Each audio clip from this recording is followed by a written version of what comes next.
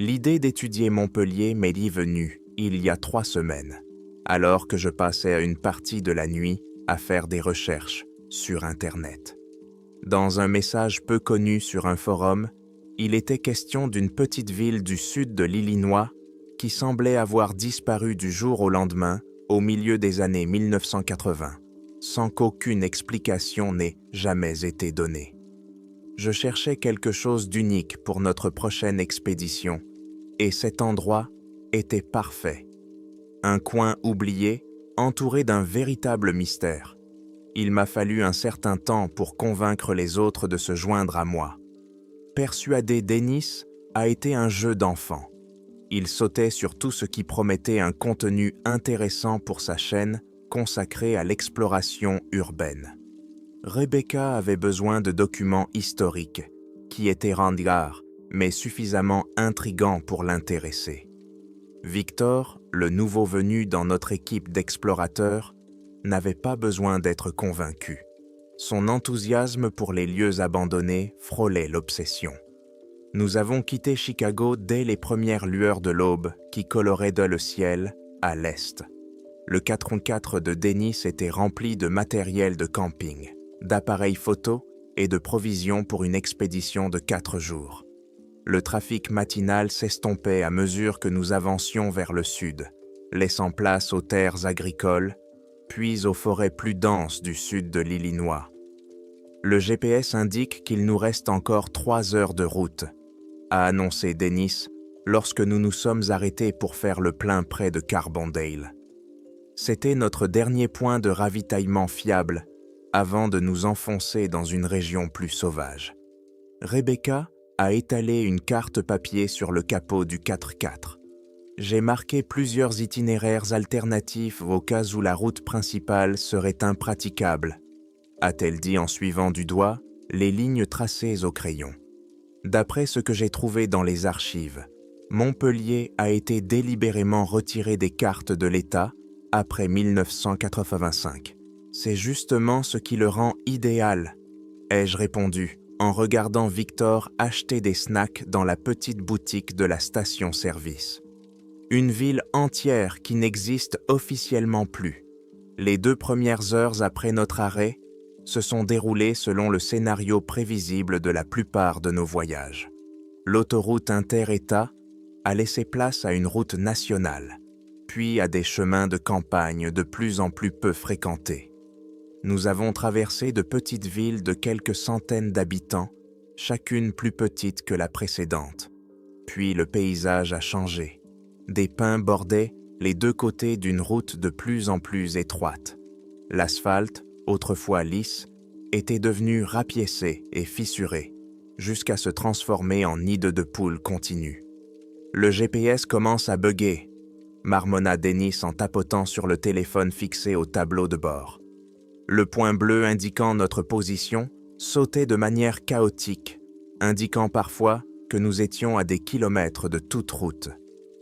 C'est pour ça que nous avons pris des cartes papier, répondit Rebecca depuis le siège arrière, déjà en train de consulter la sienne. Tourne à droite au prochain virage. Ça devrait être à environ 1 kilomètre.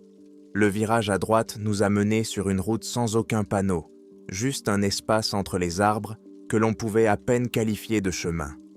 La suspension du SUV grinçait lamentablement, tandis que nous contournions les pires nids de poules et fossés. J'ai remarqué la première voiture abandonnée environ 20 minutes après avoir tourné.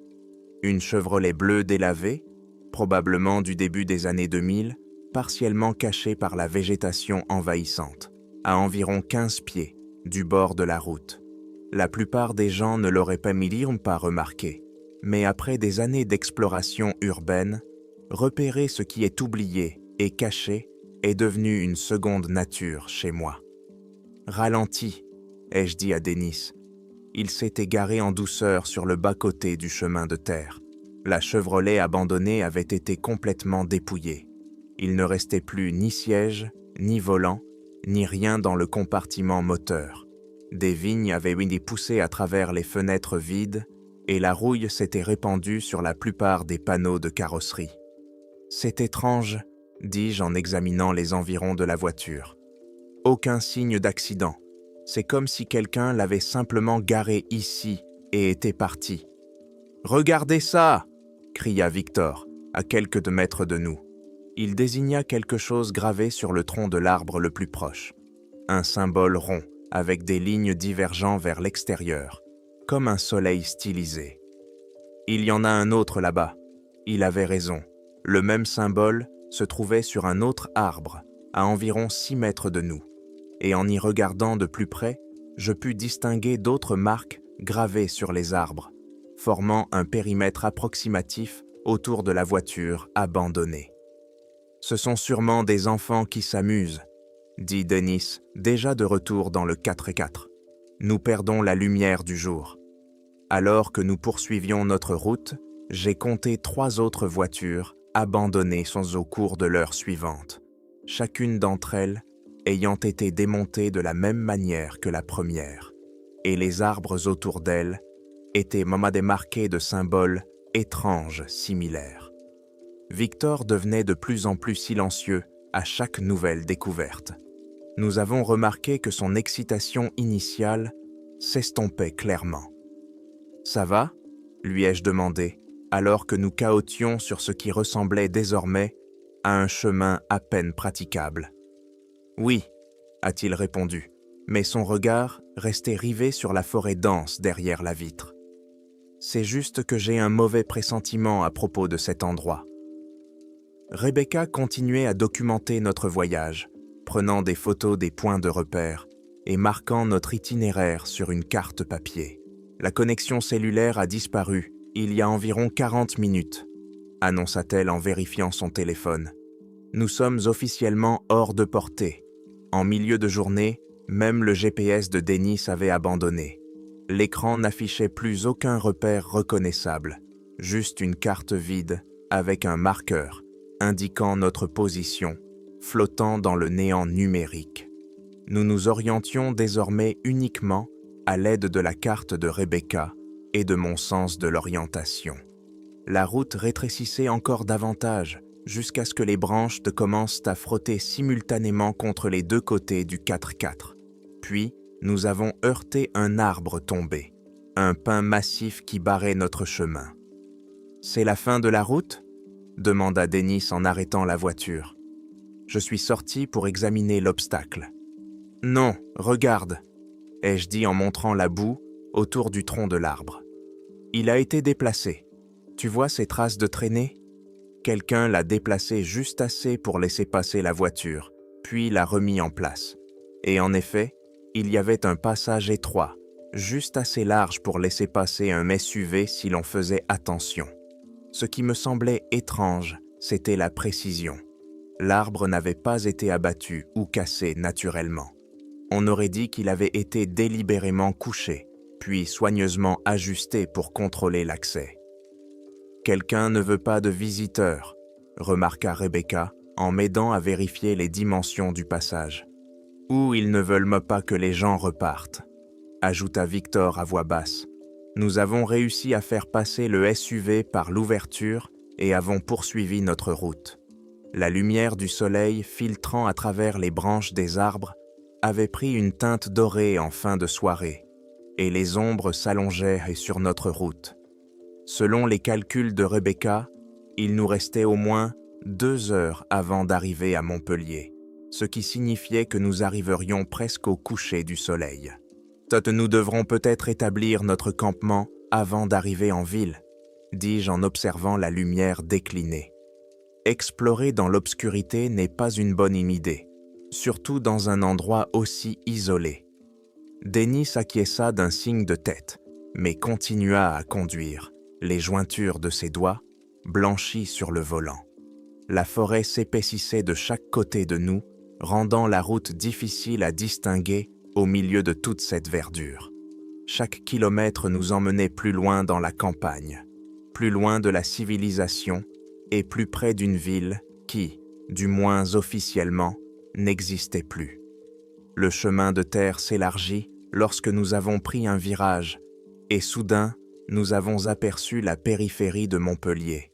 Le crépuscule tombait et les vieux bâtiments semblaient en surgir de nulle part, juste devant nous.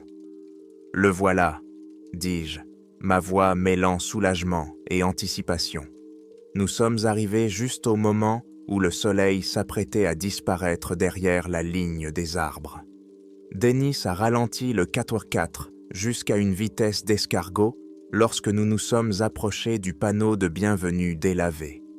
Je suis sorti avant même que nous nous soyons complètement arrêtés, attirés par cette première preuve tangible de l'existence de la ville. Le panneau en bois avait connu des jours meilleurs, la peinture s'était écaillée et les couleurs s'étaient estompées après des décennies d'exposition aux éléments. L'inscription « Bienvenue à Montpellier, une communauté qui a du cœur » était à peine lisible sous une couche de saleté et de traces de mauvais temps. Les chiffres de la population avaient autrefois été peints en dessous, mais le temps avait tout effacé, à l'exception des contours fantomatiques des chiffres. On dirait qu'on ne va pas devoir passer la nuit à l'extérieur de la ville après tout, ai-je crié aux autres qui rassemblaient leur équipement dans la voiture. Dennis avait déjà sorti son appareil photo et prenait des clichés de notre approche et du panneau. « C'est parfait », dit-il en se retournant pour immortaliser la vue sur la rue principale. On dirait un décor de cinéma. Il n'avait pas tout à fait tort. La rue principale s'étendait devant nous dans un état de conservation surréaliste. Pas vierge, mais étrangement intacte pour un endroit abandonné depuis près de 40 ans. La lumière dorée du coucher de soleil illuminait la composition parfaitement agencée de la petite ville. « Regardez les voitures », dit Rebecca en montrant plusieurs véhicules garés le long des trottoirs. Des Ford Pinto, des Oldsmobile et d'autres modèles datant manifestement de la fin des années 70 et du début des années 80 étaient garés sur des places de parking recouverts de 10 ans de poussière, mais semblaient par ailleurs prêts à repartir à tout moment. Pas de vitres brisées, pas de vandalisme apparent, juste des observateurs silencieux attendant des conducteurs qui ne reviendraient jamais. Je me suis approché de la voiture la plus proche, une Oldsmobile Cutlass orange foncé. En regardant par la fenêtre, j'ai vu l'intérieur où tout était resté à sa place.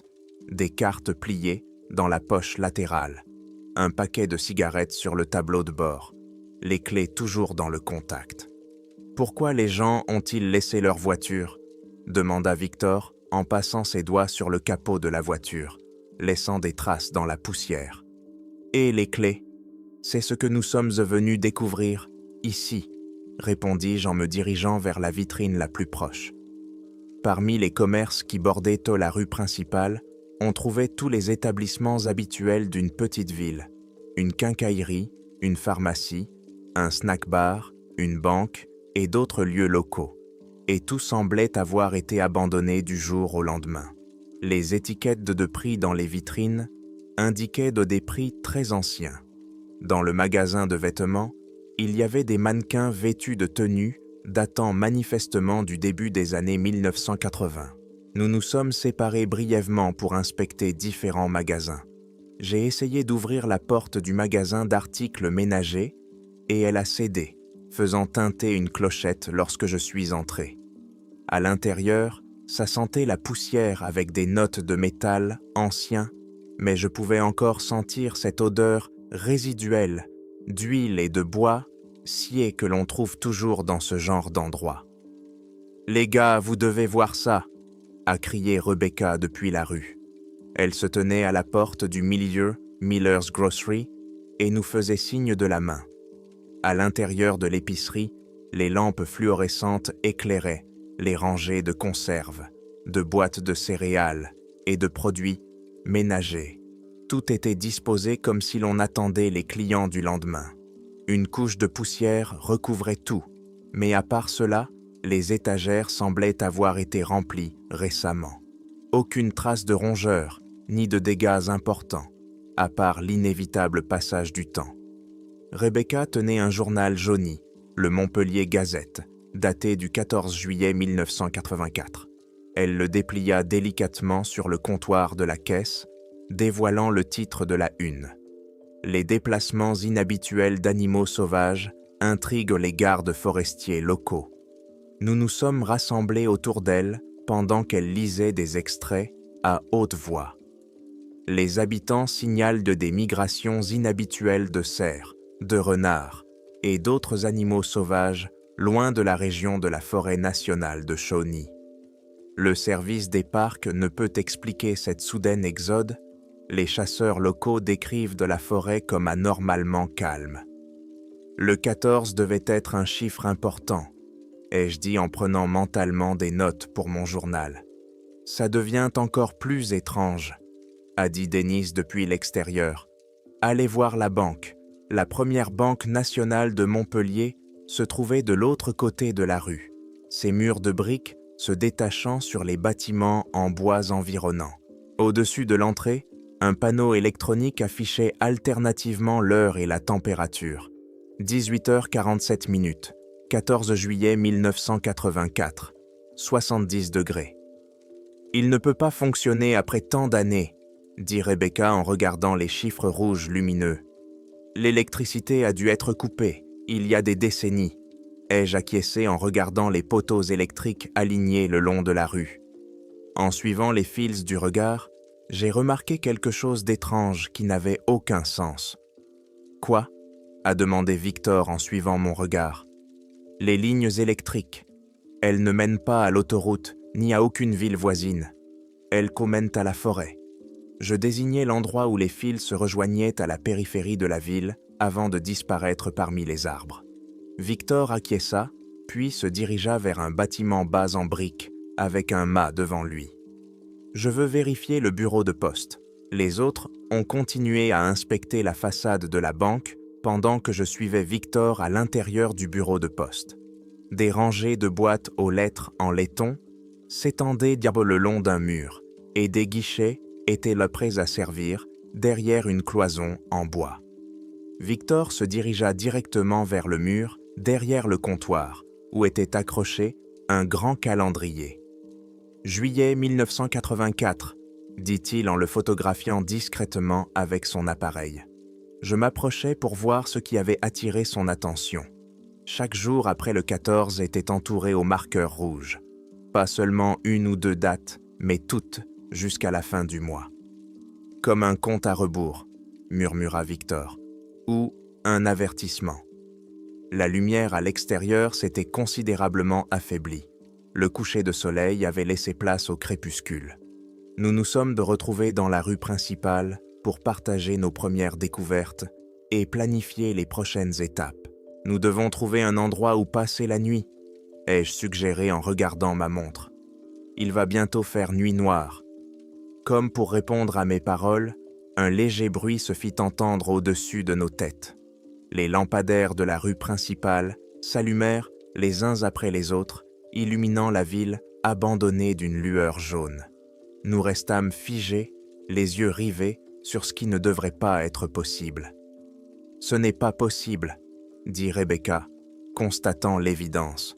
Dennis fut le premier à reprendre ses esprits et traversa la rue en courant pour se rendre au snack-bar. Nous le suivîmes à l'intérieur, où il se dirigea directement vers l'interrupteur mural. D'un geste théâtral, il l'actionna.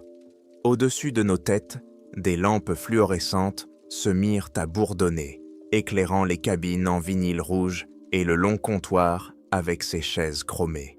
Le carnet de commandes à moitié rempli était toujours posé près de la caisse. Les tasses à café étaient suspendues à des crochets, prêtes pour des clients qui avaient disparu depuis près de 40 ans. « L'électricité fonctionne », dit Dennis, actionnant inutilement l'interrupteur d'avant en arrière pour le confirmer. D'une manière ou d'une autre, toute cette ville est encore alimentée en électricité. Dans le snack-bar, aucun de nous ne parla pendant quelques secondes, essayant de comprendre ce que nous voyions. Une ville abandonnée ne devrait pas avoir d'électricité qui fonctionne après près de 40 ans. Nous devons inspecter les autres bâtiments, dis-je finalement. Séparons-nous pour couvrir plus de terrain avant qu'il ne fasse complètement nuit. Nous séparer, répéta Rebecca en haussant les sourcils, alors que nous nous trouvions dans une ville mystérieuse et abandonnée, alimentée par une source d'énergie inexplicable. Nous allons travailler par deux, ai-je précisé en regardant notre petit groupe. Rebecca, tu viens avec moi. Nous allons inspecter les quartiers résidentiels.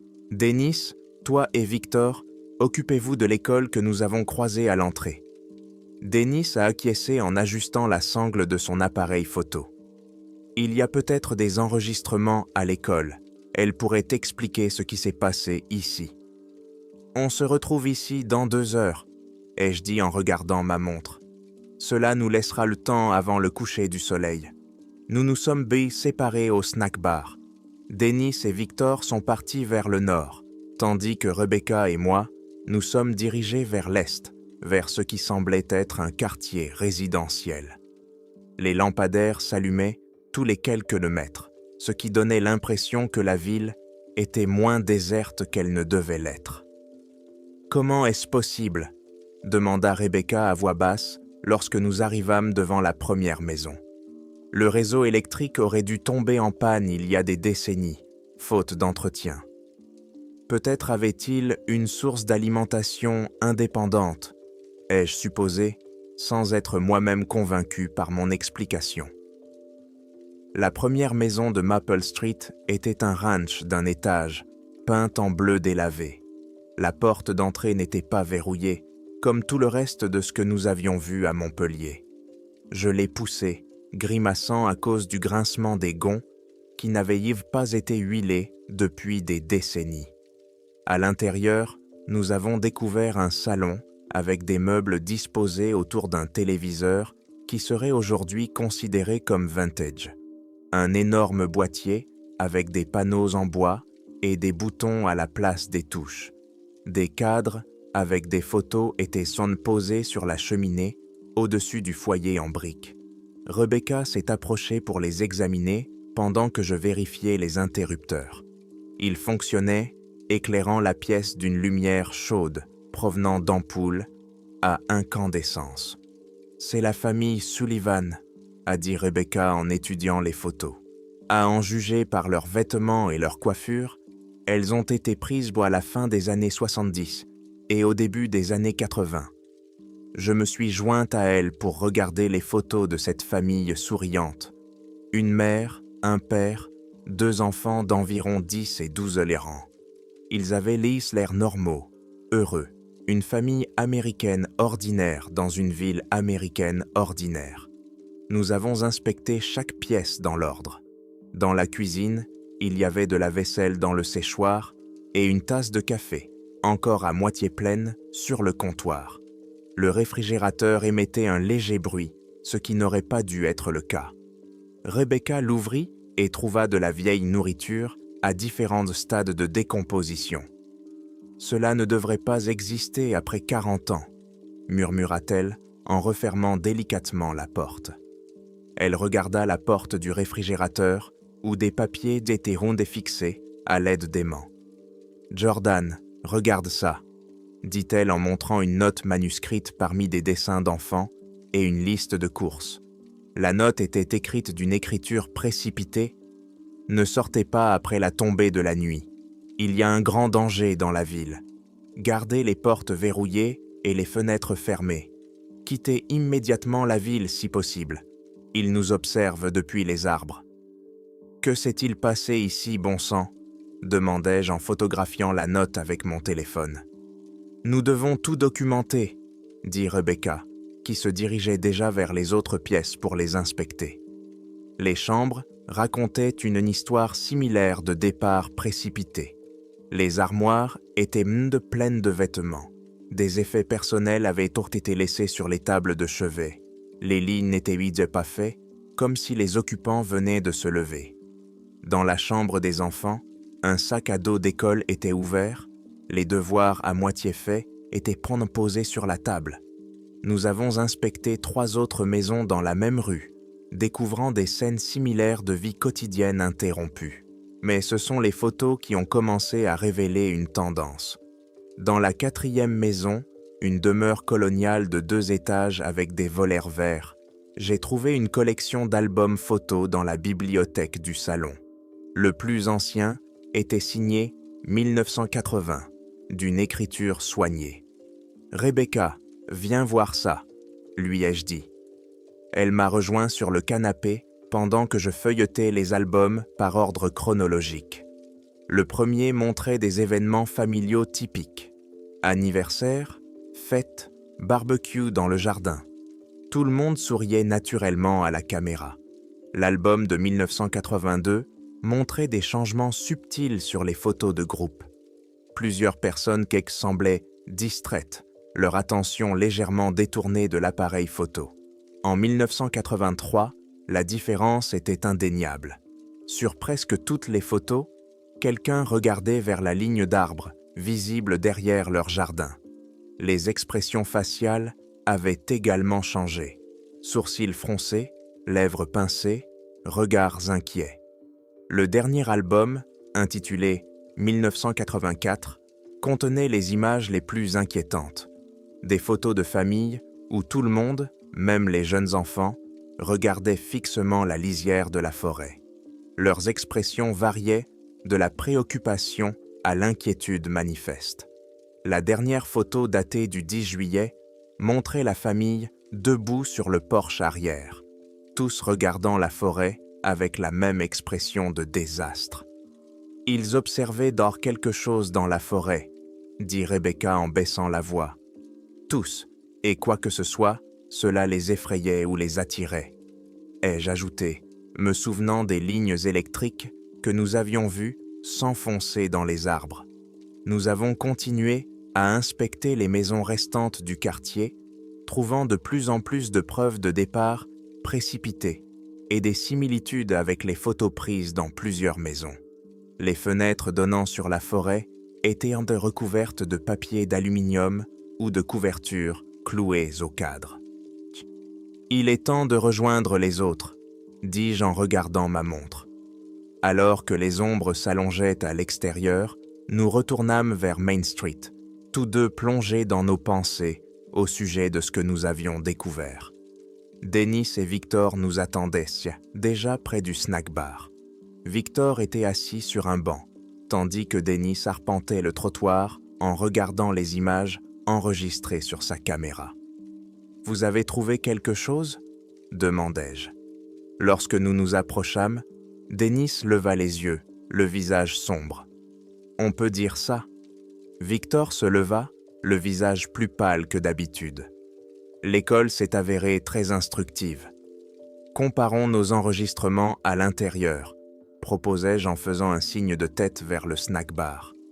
Le soleil était bas à l'horizon, teintant la ville abandonnée de nuances profondes, d'ambre et de rouge. Une fois à l'intérieur, nous avons choisi une cabine loin des fenêtres. Dennis posa sa caméra sur la table et Victor sortit son journal, l'ouvrant sur les croquis qu'il avait faits à l'école. « Tu commences », dis-je à Dennis. « À l'école, on dirait que tout le monde est parti en plein milieu de la journée. » commença-t-il. « Des déjeuners à moitié mangés dans la cantine, des devoirs sur les tableaux, le registre des présences ouvert sur le bureau de la secrétaire. Mais Victor a trouvé quelque chose dans le bureau du directeur. Victor a poussé son journal ouvert à travers la table. Il avait copié une page de ce qui semblait être le registre officiel. L'écriture devenait de plus en plus négligée à chaque entrée. Le 12 juin 1984, plusieurs élèves ont déclaré avoir vu des personnes à la lisière de la forêt pendant la récréation. Le personnel technique a vérifié et n'a rien trouvé. Le 20 juin 1984, Madame Abernathy a remarqué quelque chose qui bougeait derrière les fenêtres de sa classe. Encore une fois, ils n'ont rien trouvé lorsqu'ils ont vérifié. Le 2 juillet 1984, 3 élèves ne sont pas revenus après le week-end. Leurs parents disent ne pas savoir où ils sont. Le 9 juillet 1984, des bruits étranges provenant de la forêt après la tombée de la nuit. 6 autres habitants ont disparu. Le 13 juillet 1984, Ils emmènent les gens. Que Dieu nous vienne en aide. » Victor tourna la page pour montrer son croquis de la fenêtre de la classe. À travers celle-ci, près des arbres, il avait dessiné une ombre très grande et très fine, debout dans la forêt. « Je l'ai trouvée collée à l'arrière du journal, » dit-il en poussant la photo en noir et blanc sur la table. L'image montrait une cour d'école avec des enfants figés dans leurs mouvements. Au bord du cadre, partiellement caché par les arbres, se tenait ce qui pouvait être un être humain, mais aux proportions incorrectes, trop grand et trop maigre. « Nous avons trouvé des notes d'avertissement dans les maisons, » dit Rebecca en sortant son téléphone pour montrer les photos qu'elle avait prises, et des photos de famille où tout le monde regarde de plus en plus fixement la forêt. Quelque chose les observait depuis les arbres, résumai-je. Et puis les gens ont commencé à disparaître. Et le 14 juillet, le lendemain de la dernière entrée dans le journal, toute la ville a disparu, a conclu Rebecca. Le soleil se couchait, plongeant le snack-bar dans la pénombre. Aucun de nous n'a allumé la lumière à l'intérieur et l'obscurité grandissante nous a soudain semblé pesante et inconfortable. Je ne pense pas que nous devrions rester en ville pour la nuit, dis-je en observant les ombres s'allonger à l'extérieur. Installons-nous près des voitures, à la sortie de la ville. Personne ne s'y opposa. Nous avons rapidement rassemblé notre équipement et avons parcouru la courte distance qui nous séparait de l'entrée de Montpellier. À environ un quart de mille de la ville, nous avons trouvé une clairière appropriée, offrant une bonne vue dans toutes les directions. Denis a immédiatement commencé à installer son équipement. Je place des détecteurs de mouvement tout autour de notre périmètre, expliqua-t-il en disposant de petits appareils à intervalles réguliers. Si quelque chose s'approche de notre campement pendant la nuit, nous le saurons. C'est intelligent, dis-je en aidant Rebecca à monter les tentes. Victor était assis sur une bûche à la lisière de notre campement, son journal ouvert, mais il ne le touchait pas. Ses doigts tremblaient nains, légèrement, tandis qu'il regardait les lumières lointaines de la ville. « Ça va ?» lui demandai-je en m'approchant de lui. « Oui, » répondit-il trop rapidement. « Je prendrai le premier quart. » Je l'observai un instant. Victor semblait tendu. Ses yeux se tournaient vers la lisière des arbres, toutes les quelques secondes, mais il semblait déterminé. « D'accord, » acceptai-je. « Réveille Denis pour la deuxième garde dans 4 heures. » Rebecca nous rejoignit, son sac de couchage sous le bras. « Vous avez remarqué quelque chose ?» demanda-t-elle doucement. Je fis une pause pour écouter. La forêt nous entourait complètement, mais aucun bruit ne venait troubler le silence. Aucun criquet ne chantait, aucune chouette ne ululait, aucun petit animal ne bruissait dans les sous-bois. « C'est complètement silencieux ici, » continua Rebecca, voyant que je ne répondais pas. Ni insectes, ni oiseaux. Rien. Le vent ne fait même pas bouger les branches, ajouta Victor en regardant les arbres parfaitement immobiles qui entouraient de notre clairière. J'ai visité de nombreux endroits abandonnés au fil des ans. De vieux bâtiments, des villes vides, même des îles inhabitées. Chacun avait sa propre atmosphère, ses propres traces humaines. Mais cet endroit était différent. Il ne semblait pas simplement vide, mais coupé du monde, comme s'il se trouvait dans sa propre petite bulle, loin de tout le reste. Quand la nuit fut tombée, nous nous sommes de tous blottis autour du petit feu que Denis avait allumé, dont les flammes éclairaient nos visages dans la nuit silencieuse. « Quart de 4 heures, ai-je dit en vérifiant que tout le monde avait une lampe de poche et un sifflet d'urgence.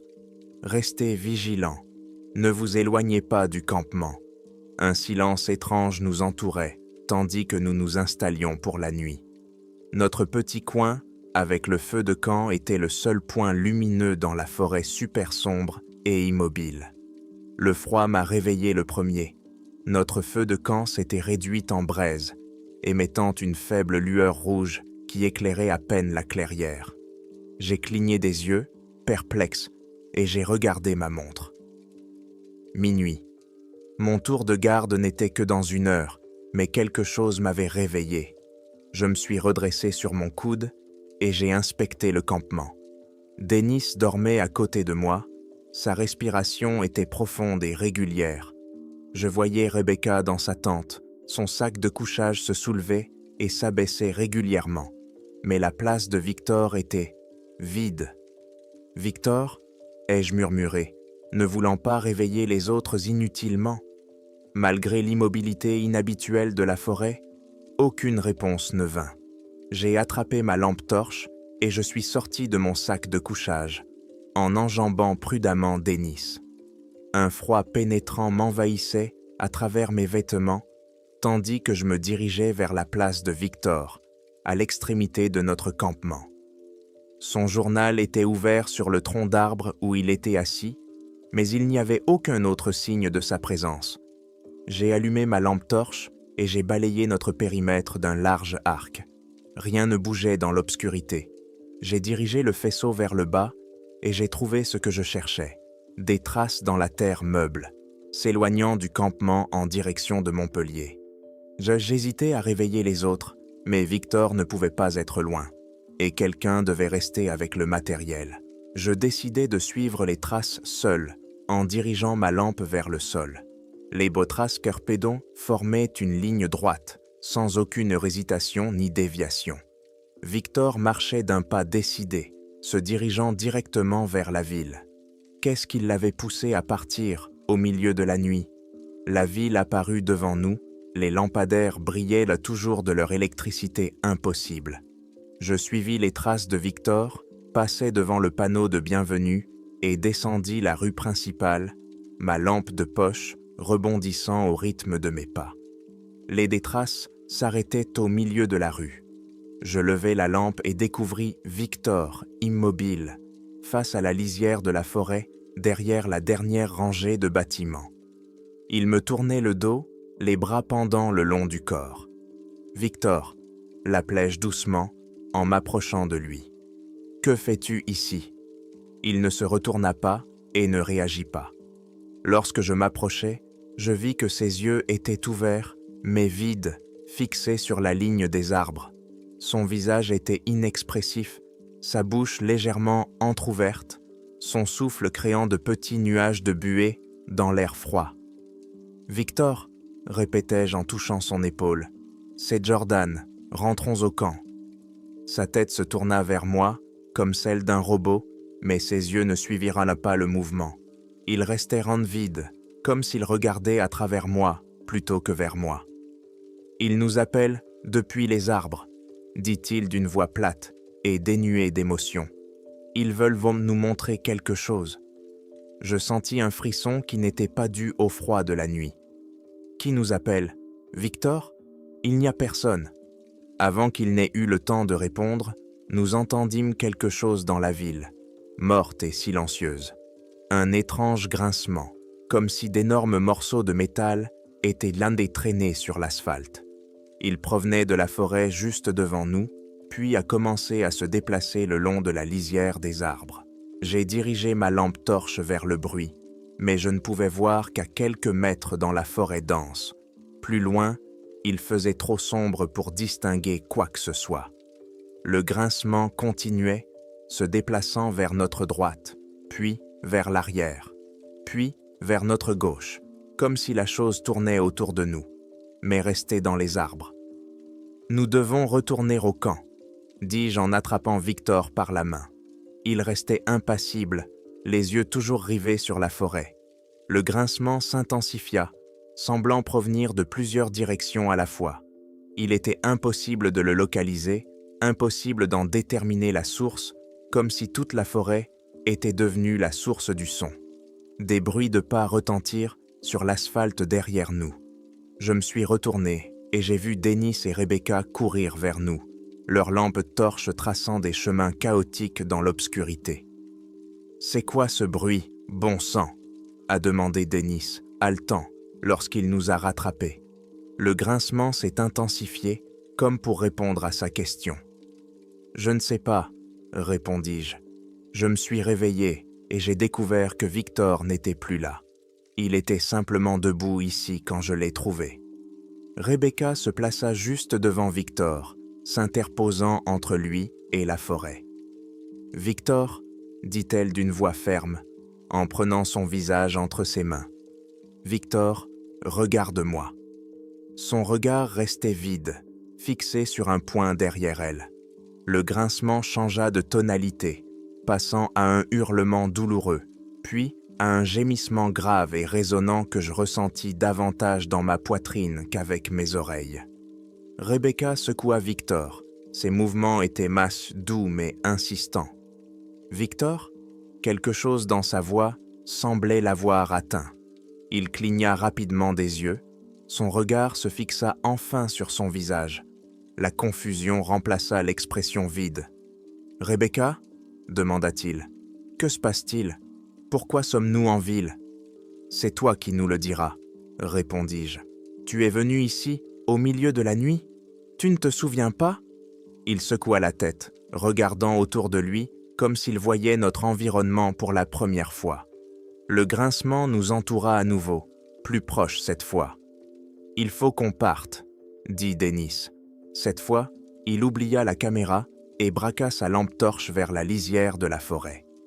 Personne ne discuta. Je pris Victor par le bras et le conduisis sur le chemin par lequel nous étions venus, en suivant nos traces communes dans la boue. Le bruit nous suivait, gardant une distance constante, tandis que nous nous dépêchions de retourner au campement. « Qu'est-ce que c'est ?» demanda Victor, sa voix plus ferme, mais avec une pointe de peur. « Nous espérions que tu le saurais, » dit Rebecca, marchant à ses côtés. Le chemin du retour semblait 2 fois plus long que lorsque j'avais suivi Victor pour la première fois. Le grincement ne cessait jamais, provenant de différents endroits, mais sans jamais se rapprocher ni s'éloigner. Il nous suivait parfaitement, comme s'il s'adaptait à notre vitesse. Lorsque nous sommes revenus au campement, Dennis a immédiatement rallumé le feu, le rendant plus grand qu'auparavant. Les flammes vives ont repoussé l'obscurité, mais n'ont rien fait pour arrêter le bruit qui nous entourait. « De quoi te souviens-tu, Victor ?» ai-je demandé, alors que nous nous blottissions près du feu. Il s'est frotté le visage avec les 2 mains. « Je ne me souviens pas d'être allé en ville. La dernière chose dont je me souvienne, c'est d'avoir pris mon premier car, puis Dennis m'a remplacé. Je t'ai trouvé debout au milieu de la rue principale, expliquai-je. Tu regardais la forêt quand je me suis approché de toi. Tu as dit, ils nous appellent depuis les arbres, et ils veulent maintenant nous montrer quelque chose. Les yeux de Victor s'écarquillèrent. J'ai dit ça. Sa voix se réduisit à un murmure. Je me souviens d'un rêve dans lequel il y avait des silhouettes parmi les arbres. Grandes, minces, elles nous observaient. Le grincement changea à nouveau, se transformant en un rythme qui ressemblait presque à une conversation, une étrange version métallique de voix humaine, trop lointaine pour que l'on puisse distinguer les mots, mais suivant clairement un schéma linguistique. « Que disent-ils » demanda Rebecca, son scepticisme scientifique momentanément mis de côté, tandis qu'elle scrutait l'obscurité au-delà de notre feu de camp. « Je ne sais pas, » répondit Victor. « Dans mon rêve, ils ont promis de me montrer ce qui s'était réellement passé à Montpellier. Ils ont dit qu'ils étaient là-bas. Ils ont tout vu. Nous nous sommes tus et avons écouté les bruits étranges autour de notre campement. Personne ne voulait aller vérifier ce que c'était. Nous avons simplement ajouté du bois dans le feu et avons pris des tours de garde. 2 personnes doivent rester constamment de garde, surveillant l'obscurité dans toutes les directions. Le grincement a continué toute la nuit, parfois si faible que nous pouvions à peine l'entendre, parfois si fort que nous ne pouvions même pas parler. Il restait à la même distance, ne se rapprochant jamais, mais ne disparaissant jamais vraiment non plus. Les voix n'avaient toujours aucun sens, ressemblant presque à de vrais mots, mais se transformant en charabia dès que nous essayions de nous concentrer dessus. Le matin a mis une éternité à arriver. Lorsque les premières lueurs du jour ont percé à travers les arbres, les sons ont lentement cessé, disparaissant avec la nuit. Au moment où le soleil se leva, le silence revint dans la forêt, le même silence étrange qu'auparavant, sans oiseaux, sans insectes, sans vent. Nous étions tous assis autour du feu qui s'éteignait, épuisés, nous regardant les uns les autres avec des yeux enflammés. « Que s'est-il passé cette nuit ?» demanda finalement Denis en détournant son regard de Victor pour le poser sur moi. « Je ne sais pas, avouai-je, mais quoi que ce soit, cela essayait de communiquer.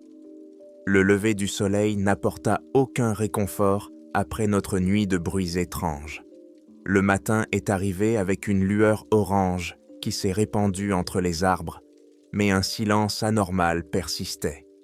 Aucun oiseau n'annonçait le nouveau jour.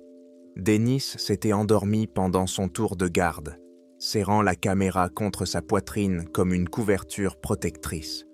Je n'ai pas trouvé le courage de fermer les yeux après ce que nous avions vécu. Je me suis levé, étirant mes muscles endoloris après des heures de tension. Ma respiration formait des volutes dans le froid matinal, tandis que je me dirigeais vers la tente pour voir comment allaient être Victor et Rebecca. « Hé, c'est l'heure de se lever !»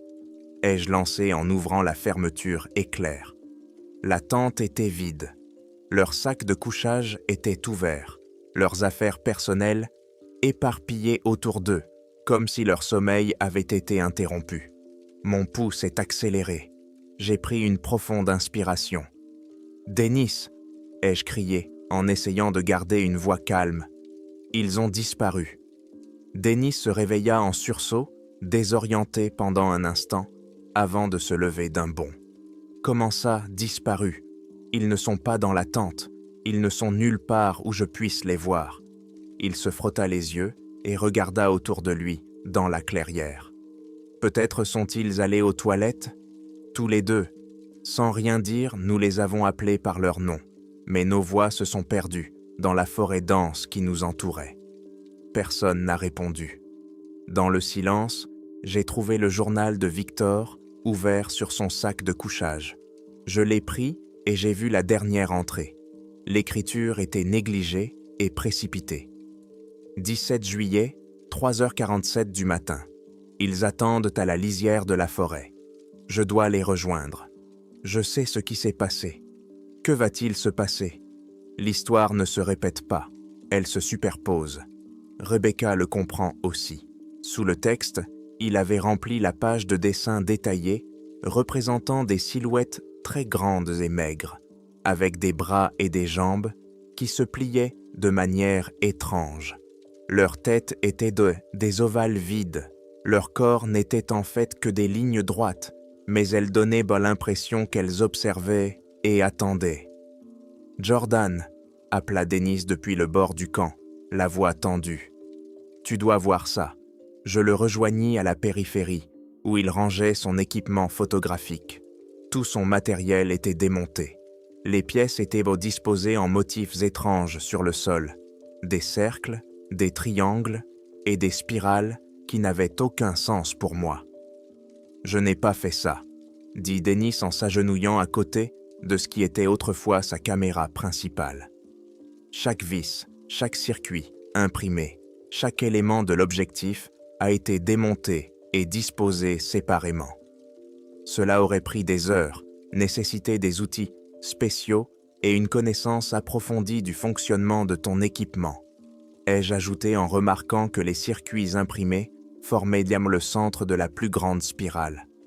Nous avons fouillé les environs et trouvé les chaussures de Victor et Rebecca, soigneusement alignées à la lisière du campement. 4 paires, les semelles tournées vers la forêt, comme une invitation. Ils sont partis pieds là au nu, ai-je dit en examinant le sol. Il y a des traces ici, 2 séries d'empreintes menées de la tente à la forêt, en direction de Montpellier. Denis a rassemblé son seul appareil photo intact, tandis que je prenais mon sac à dos contenant de l'eau et des provisions d'urgence.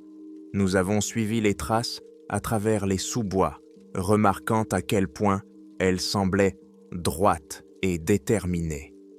Aucune hésitation, aucune indécision, juste une ligne droite vers la ville. Au bout d'une 50aine de mètres, je me suis arrêté net. Les traces s'arrêtent ici. ai-je dit en m'agenouillant pour examiner le sol forestier. Les 2 séries d'empreintes s'interrompaient au milieu d'un pas, comme si Victor et Rebecca avaient simplement disparu en marchant. Il n'y avait aucune marque indiquant qu'ils avaient sauté ou qu'ils avaient été emportés. La boue, autour de leurs dernières empreintes, était parfaitement intacte. « C'est impossible », murmura Dennis en filmant cette scène étrange. Je me suis levé et j'ai inspecté les environs, essayant de comprendre ce que je voyais. Un reflet argenté a attiré mon attention. Quelque chose était suspendu à une branche de l'arbre le plus proche. « Le collier de Rebecca », ai-je dit en m'approchant du pin où il se balançait. Le pendentif vintage en forme de boussole se balançait doucement, alors que je ne sentais aucun vent. Dennis me rejoignit et focalisa son appareil photo sur le collier. Elle ne l'enlève jamais. C'est son grand-père qui le lui a offert. En tendant le bras pour l'attraper, je remarquai des marques gravées dans l'écorce, à hauteur des yeux. Les entailles semblaient récentes, des cercles imbriqués les uns dans les autres, avec des lignes partant du centre et de petits triangles reliés entre eux. « C'est la même chose que les dessins de Victor », dit Dennis en déplaçant la caméra entre les gravures et le magazine ouvert que je tenais toujours. J'ai inspecté les arbres à proximité et j'ai vu les mêmes marques. Certaines semblaient récentes, tandis que d'autres semblaient vraiment anciennes. Elles formaient un cercle autour de l'endroit où les traces s'arrêtaient. N'ayant pas d'autres indices, nous avons continué notre route vers Montpellier, à la recherche de la moindre trace de nos amis. La ville est apparue devant nous, éclairée par le soleil matinal, mais elle semblait toujours déserte. La rue principale semblait normale, mais aussi quelque peu anormale. L'Oldsmobile Cutlass orange que nous avions inspecté la veille n'était plus là où nous l'avions laissée. Elle était désormais garée de travers devant la pharmacie et non plus devant le magasin d'articles ménagers. Les articles dans les vitrines des magasins étaient disposés différemment de ce dont je me souvenais. Quelque chose a changé, ai-je dit en m'arrêtant devant Miller's Grocery. Dennis a hoché la tête en regardant la vitrine. Les mannequins dans le magasin de vêtements. Ils ont changé de position. Il avait raison. La veille, ils étaient alignés face à la vitrine. Maintenant, ils formaient un demi-cercle, tous tournés vers l'intérieur du magasin, comme s'ils observaient par quelque chose que nous ne pouvions pas voir. Nous sommes entrés dans l'épicerie et avons découvert que les étagères avaient été réorganisées depuis notre dernière visite. Les boîtes de conserve formaient désormais des pyramides parfaites dans l'allée centrale. Le journal jauni que Rebecca nous avait montré avait disparu du comptoir. « De nouvelles étiquettes », dit Dennis en montrant le mur derrière la caisse. Les mêmes symboles que dans le magazine de Victor et la forêt. Les arbres étaient dessinés sur le plâtre avec quelque chose qui ressemblait à du charbon. En dessous, un message écrit d'une écriture inconnue. « Le temps s'arrête ici. » Nous avons passé les 6 heures suivantes à fouiller méthodiquement Montpellier, vérifiant chaque bâtiment à la recherche de traces de Victor et Rebecca. Les changements se poursuivaient dans toute la ville. Les meubles avaient été déplacés dans les maisons, les voitures avaient été déplacées, de nouveaux symboles apparaissaient sur les murs et les trottoirs. À l'école, tous les pupitres de toutes les classes avaient été tournés vers les fenêtres donnant sur la forêt. Le bureau du directeur, où Victor avait trouvé le journal, était désormais complètement vide. Pas de table, pas de chaise, pas de notes. « Ça n'a aucun sens », ai-je dit lorsque nous sommes sortis du bâtiment. C'est comme si toute la ville avait été redécorée pendant la nuit. Dennis vérifia la batterie de l'appareil photo qui se déchargeait plus vite que d'habitude alors qu'elle était complètement chargée ce matin. Nous devons envisager de partir et d'appeler à l'aide. Et leur dire quoi? Que nos amis ont disparu? Dans une ville qui n'existe pas officiellement, nous sommes les seuls à pouvoir les retrouver. Le soleil était bas lorsque nous sommes retournés au snack bar de Main Street. Nos recherches n'avaient abouti qu'à de nouvelles questions. Dennis posa l'appareil photo sur la table et s'effondra sur une chaise dans la cabine. « Je vais vérifier l'arrière-boutique », dis-je en poussant la porte battante de la cuisine. Le matériel industriel brillait dans la lumière tamisée. Des cuisinières, des réfrigérateurs, des tables de préparation. Tout était impeccablement propre, malgré des décennies d'abandon présumé. Sur le comptoir, un morceau de papier attira mon attention. C'était un mot écrit de la main caractéristique de Rebecca. « Nous voyons ce qui s'est passé. Ne nous suivez pas s'ils ne vous y invitent pas. » Je fixai le message, essayant de comprendre ce qu'il signifiait. L'écriture était sans aucun doute celle de Rebecca, avec sa boucle caractéristique sur le J et la façon dont elle barrait le T d'un léger trait vers le haut. Mais le message lui-même n'avait pas beaucoup de sens. Dennis, l'ai-je appelé, en retournant dans la salle à manger, avec le mot. Il l'a examiné, le comparant aux notes précédentes que Rebecca avait prises dans son journal de recherche. « C'est bien son écriture », confirma-t-il. « Que veut-elle dire par « nous voyons ce qui s'est passé » et qui sont « ils » ajoutai-je en regardant les fenêtres où l'obscurité commençait à s'épaissir. Dehors, les lampadaires clignotaient, projetant des taches jaunes de lumière sur les trottoirs vides. « Les silhouettes dans la forêt », a suggéré Dennis. « Celles qui ont émis ces sons la nuit dernière, celles que Victor a dessinées. » J'ai regardé le journal, toujours ouvert sur les derniers dessins de Victor. Les silhouettes étranges et allongées sur la page semblaient nous regarder, leurs visages vides penchés sur le côté. « Nous devons décider quoi faire, » dis-je en regardant ma montre. « Continuons-nous nos recherches ou allons-nous chercher de l'aide ?» Dennis rassembla son équipement, l'air sombre. « La nuit va bientôt tomber. Si nous restons, nous devons établir notre campement dans un endroit protégé, sans retourner dans la forêt. » J'acquiesçai en rangeant soigneusement le mot de Rebecca dans ma poche. La banque. Elle a moins de fenêtres que la plupart des bâtiments et une seule entrée, que nous devrons surveiller. Lorsque nous sommes sortis dans la rue, les lumières se sont allumées. La rue principale avait un aspect complètement différent la nuit, vide et silencieuse par rapport à ce qu'elle était auparavant.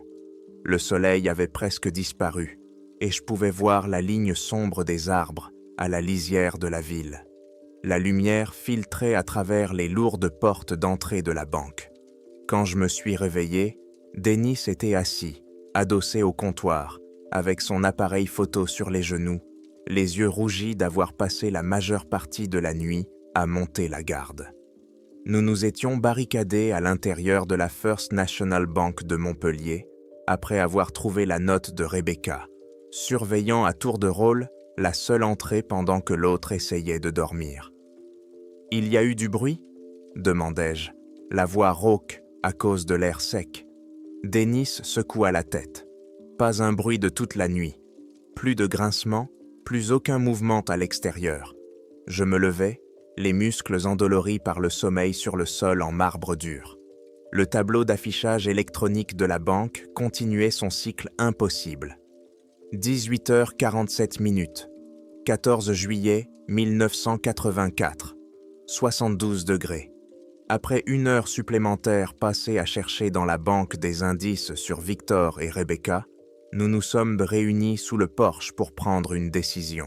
« Nous ne pourrons pas les retrouver seuls, » dit Dennis en vérifiant le sac contenant notre équipement. « Nous devons appeler à l'aide. » J'acquiesçai.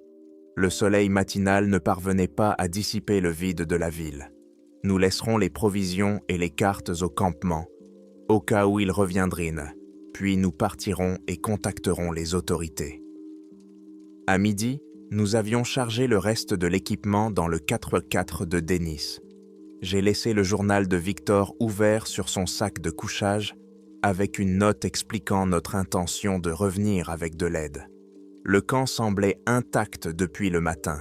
Aucune trace, aucun signe que quelqu'un l'avait visité pendant notre absence. « Tu es prêt ?» demanda Denis en s'installant au volant. Je jetai un dernier regard à Montpellier à travers la lunette arrière. Alors que nous nous éloignions, la ville disparut peu à peu, ses rangées de bâtiments bien ordonnés et son électricité impossible devenant de plus en plus petite, jusqu'à ce que les arbres me cachent complètement la vue. « Ça n'a aucun sens », marmonna Denis. Au bout de 15 minutes de route, je remarquai la route devant nous et compris immédiatement sa confusion. Le chemin que nous suivions ressemblait peu à la piste étroite et envahie par la végétation que nous avions péniblement empruntée 3 jours auparavant. La route en terre était beaucoup plus large, sa surface était nivelée et pratiquement dépourvue des nids de poules qui avaient mis à rude épreuve la suspension de Denis sur le chemin.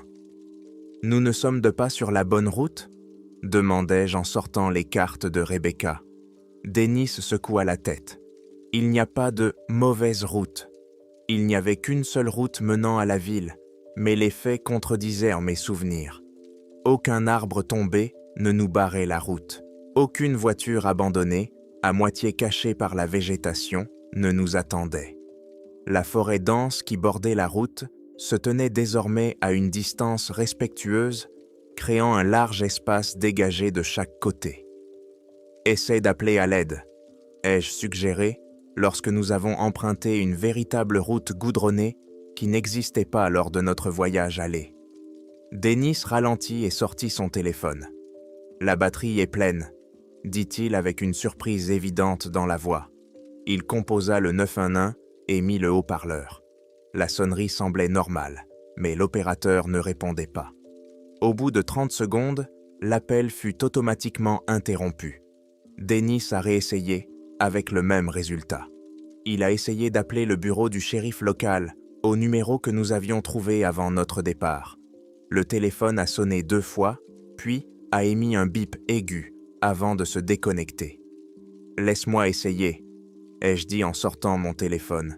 L'écran indiquait un niveau de signal maximal, mais les appels aux services d'urgence, aux autorités locales et même à mes parents ne passaient qu'on ne sait pas. « Continue à rouler », ai-je suggéré. Peut-être que la connexion s'améliorera plus loin.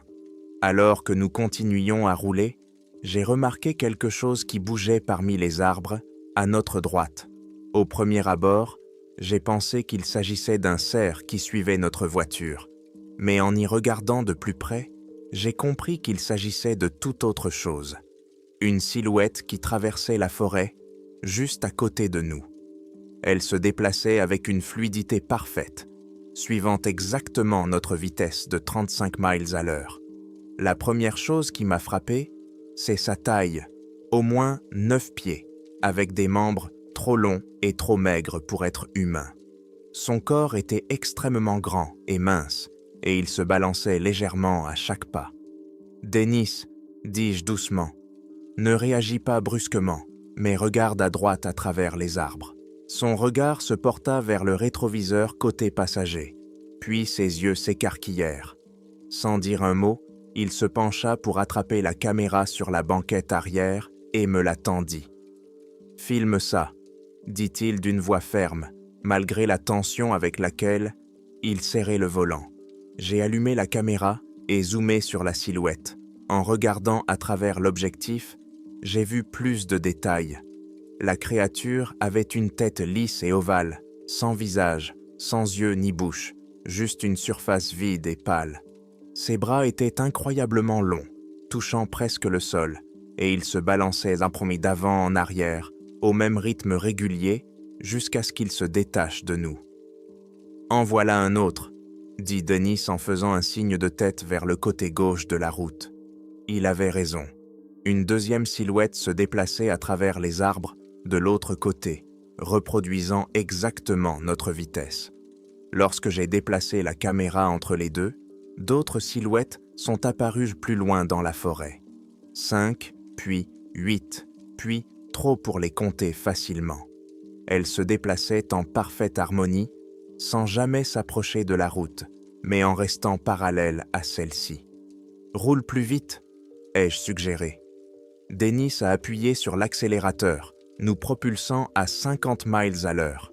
Les silhouettes ont également accéléré, leurs jambes incroyablement longues, couvrant la distance à pas fluides qui défiait de la façon dont les humains se déplacent.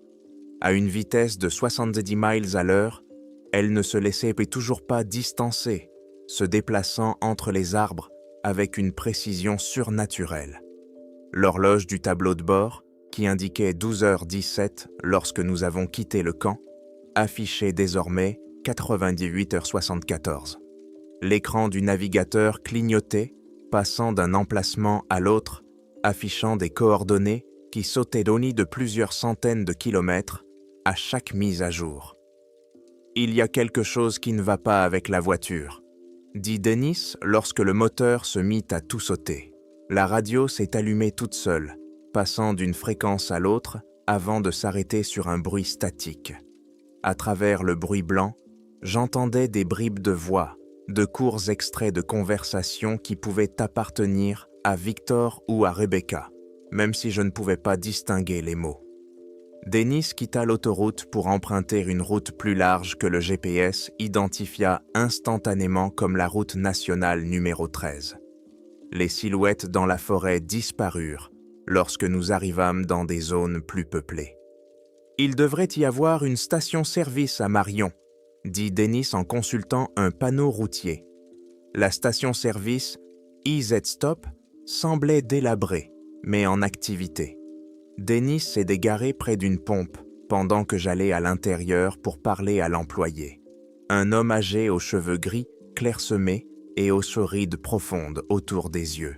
« Excusez-moi, dis-je en m'approchant du comptoir. Nous essayons de retourner à Marion depuis Montpellier. Pourriez-vous nous indiquer la bonne direction ?» Les sourcils épais de l'homme se rejoignirent sur son nez.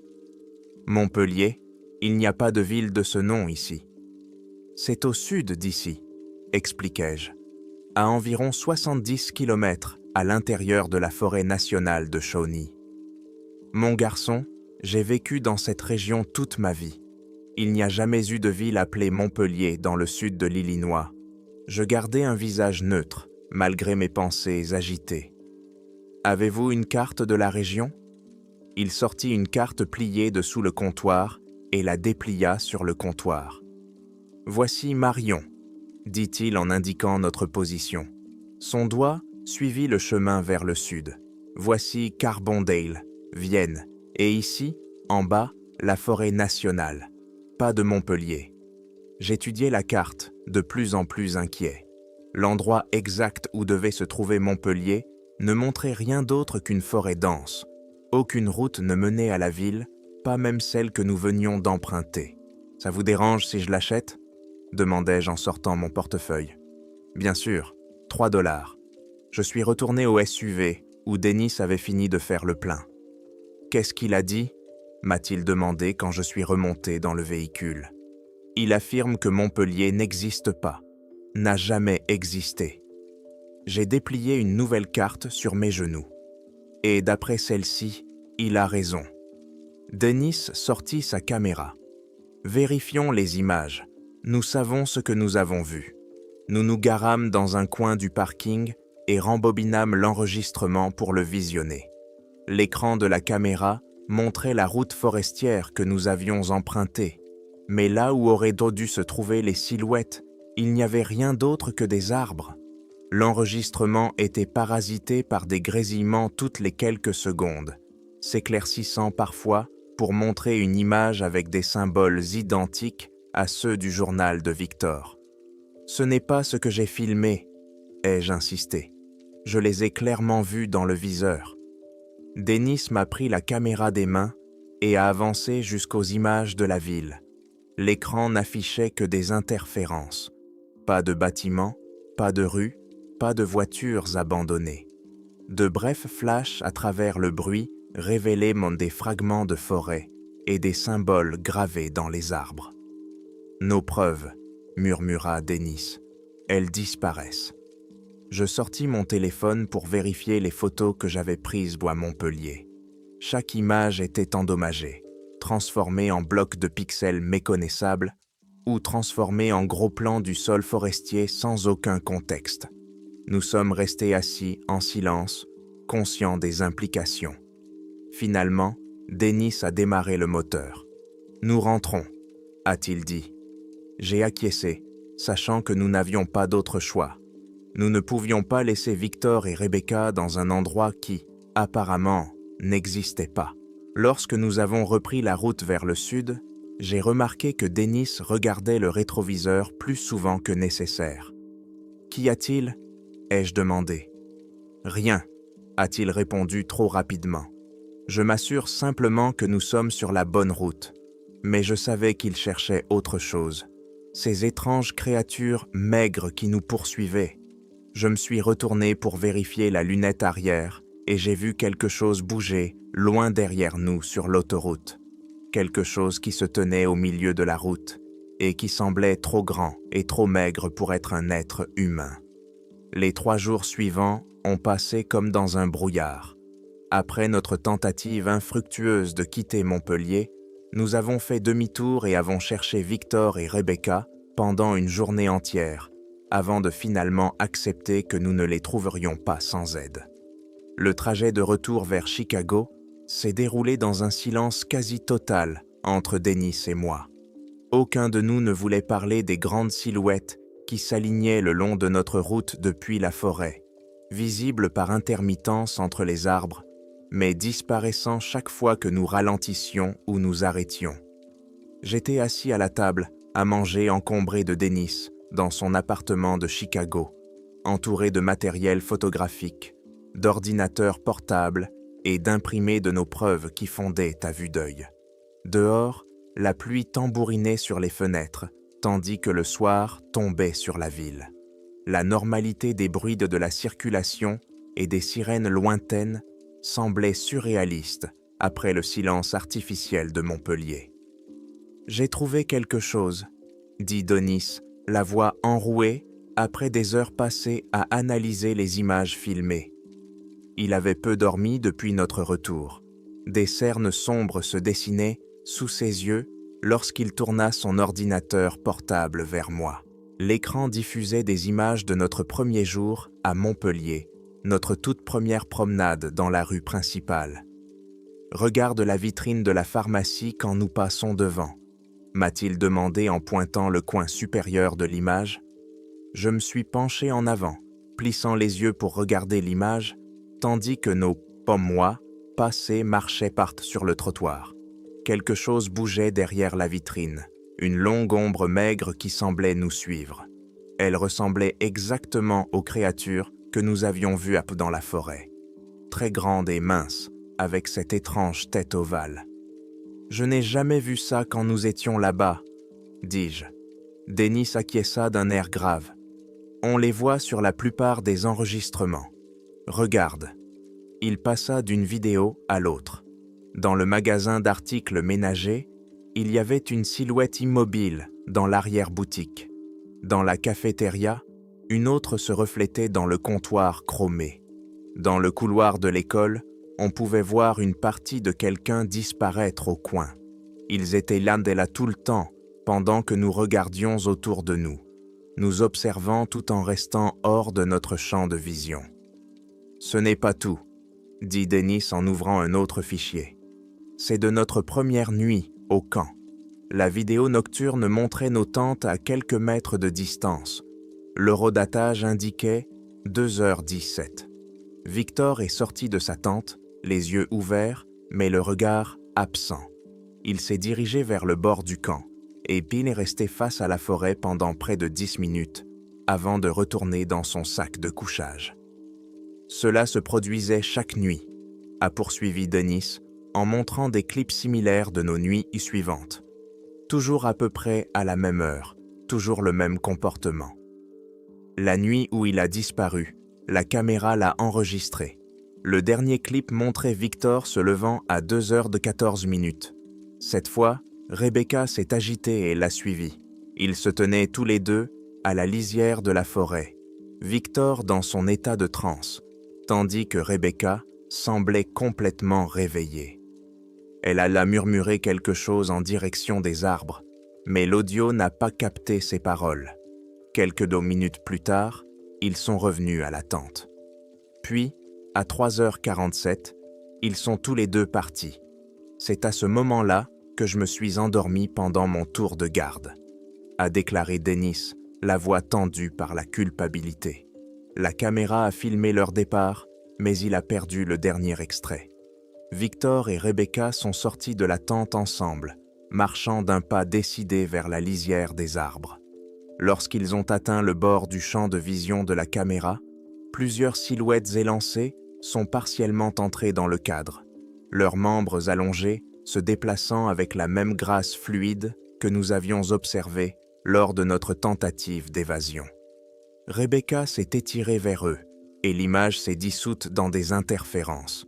« J'ai tout essayé pour rétablir ce qui se passe ensuite », dit Dennis. « Rien ne fonctionne.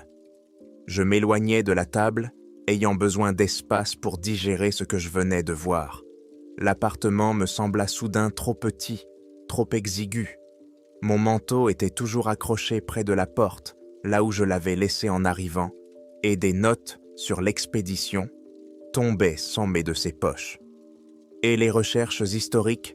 demandai-je en ramassant les papiers éparpillés. Dennis désigna son tableau en liège. Il avait imprimé des articles de journaux, des cartes et des archives publiques couvrant le sud de l'Illinois de 1980 à 1985. Un fil rouge reliait les éléments entre eux dans une toile d'association. Il n'existe aucune trace officielle d'une ville appelée Montpellier dans l'Illinois, expliqua-t-il. Pas de documents d'incorporation, pas de données de recensement, rien. Mais j'ai trouvé ceci. Il me tendit des photocopies de coupures de journaux régionaux datant de l'été 1984. Les titres étaient accrocheurs. Des départs inexpliqués intriguent les autorités. Et les communautés du sud de l'Illinois signalent d'armes des disparitions. Les articles décrivaient de nombreuses petites villes de la région de la forêt nationale de Shawnee qui avaient en connu une baisse inhabituelle de leur population au cours d'une période de 3 mois. Les autorités locales attribuaient ces départs à des facteurs économiques, mais des témoins rapportaient que leurs voisins étaient rentrés partis sans emporter leurs affaires et sans prévenir personne. Dans un article, un garde forestier déclarait « C'est comme s'ils étaient simplement partis dans la forêt et n'étaient jamais revenus. Aucune voiture manquante, aucune affaire à emporter.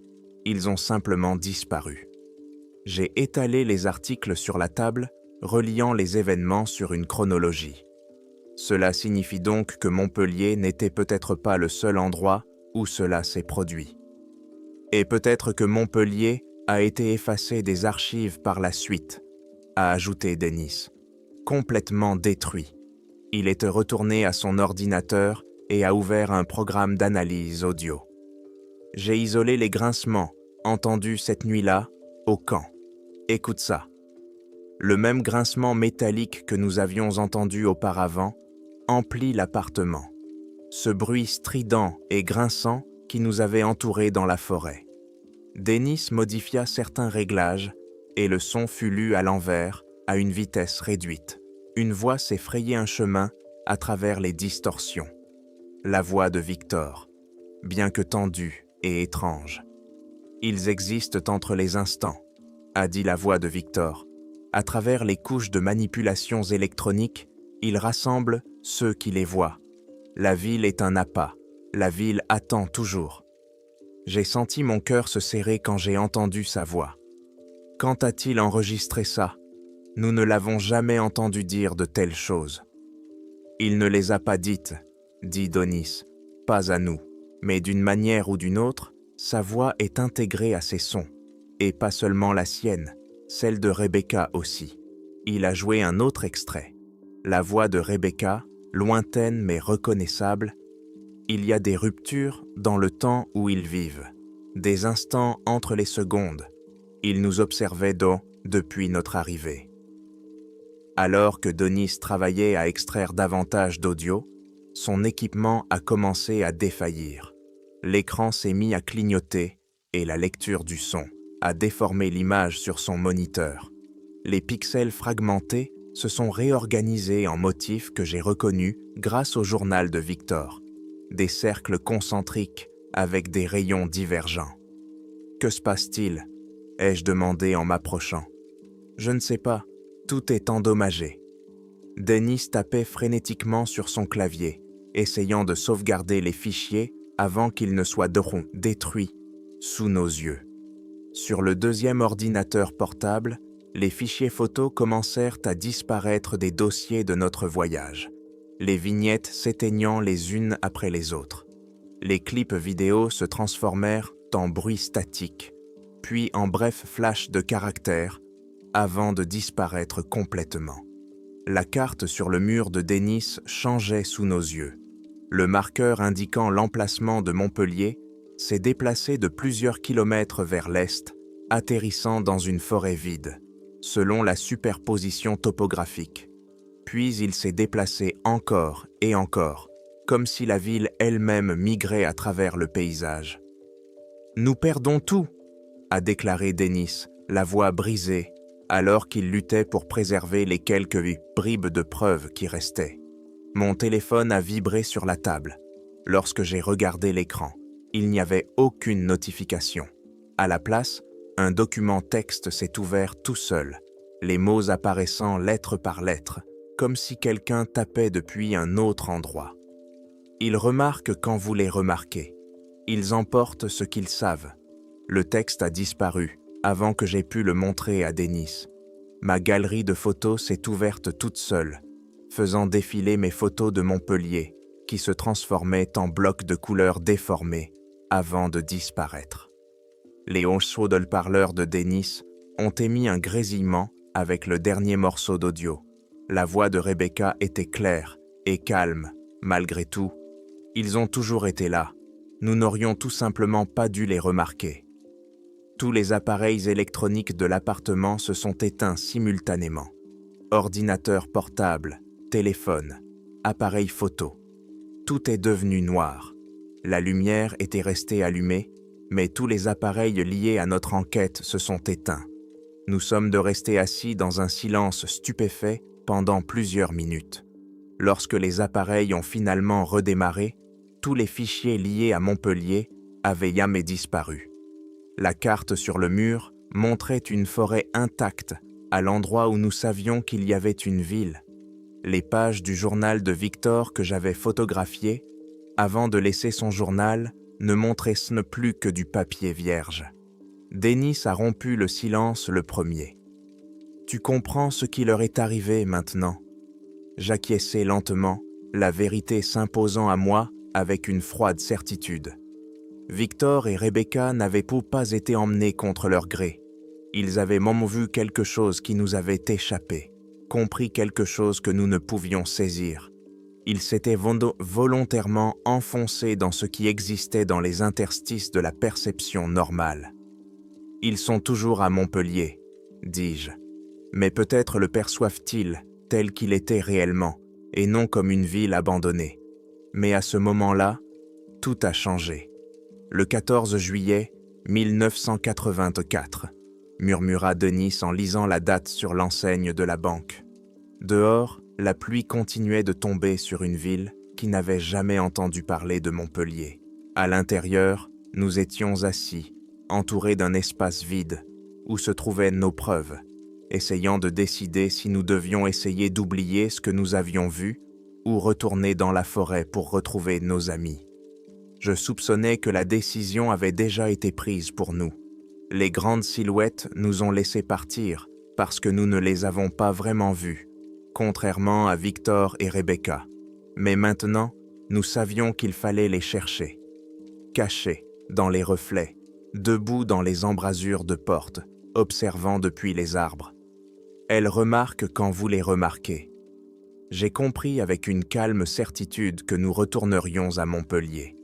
Pas immédiatement, pas imprudemment, mais finalement. La contrainte s'intensifiera jusqu'à ce que nous n'ayons plus le choix. La ville qui n'existait pas nous rappellerait, tout comme elle avait appelé Victor et Rebecca dans la forêt.